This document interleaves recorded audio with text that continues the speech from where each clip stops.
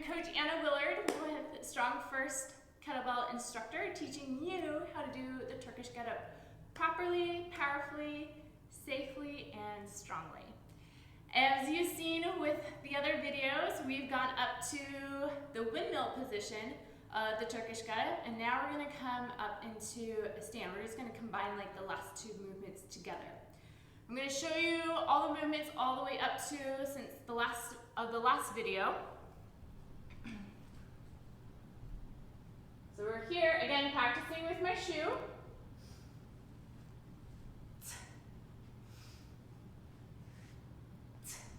Tall sit.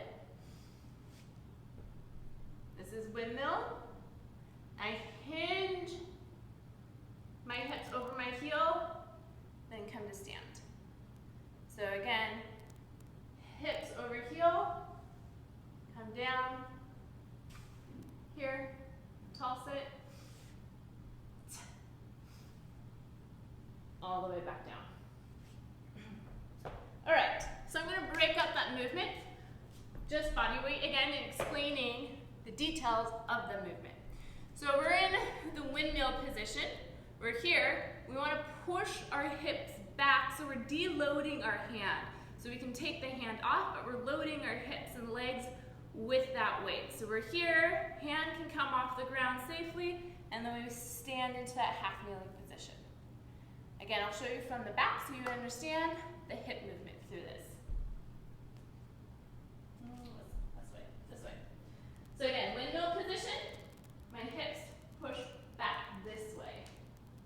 Here, hand can deload, my hand's deloaded so I can take the hand off, and then I stand up. Through my hips onto the knee, okay? So we're gonna, like I said, we're gonna combine the two movements together because these next two movements are really simple, and then we'll finish the full Turkish get-up, okay? So we've come to here, hand comes off the ground. You have two options here. So this is what I call legs are off the railroad tracks. We want to rail back up. What I mean by rail back up is one leg is on one track, the other leg is on another track. So what I did there is I just pivoted on the knee, or pivot on the knee, okay? And again, I have really long limbs, so I always have to adjust through the movement. That's okay to adjust throughout the movement. So here, another option is just to slide, keep that foot in contact with the ground, slide it so you're, again, on those railroad tracks. So whatever one's most comfortable for you, once you're here, toe is tucked. That's a pet peeve of mine, because once you stand, this foot pushes and pulls, or pushes down and pulls, the back foot pushes off. So you're here, and you're in that stand. Once you're in that stand, tap the leg that goes back to come back down. So again, we're in our railroad tracks. We're on our railroad tracks, so now we need to derail. So you can slide the foot off, or you can pivot the knee, okay? Then, just doing the opposite of what we just learned, hips come over heel, hand comes onto the knee, goes into a straight line, and we're back into that windmill position. So I'm gonna grab my shoe. I'll demo all the way up, all the way down, and if you have questions about how to finish up the Turkish get-up, please let me know below.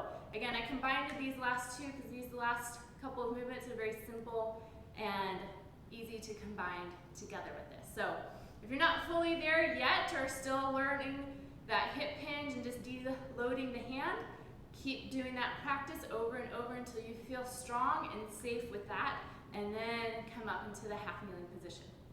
All right, I'm gonna demo the full thing so you guys see the full thing with the shoe.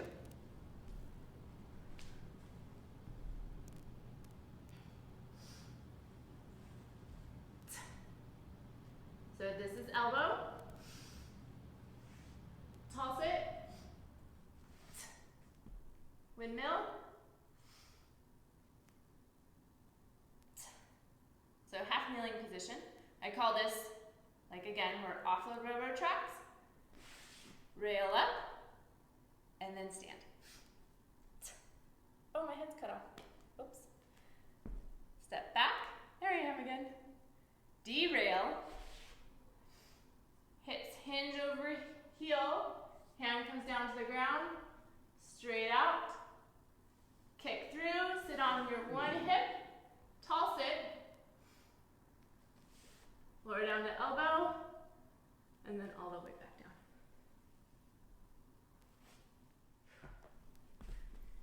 And that, guys, is the Turkish get-up.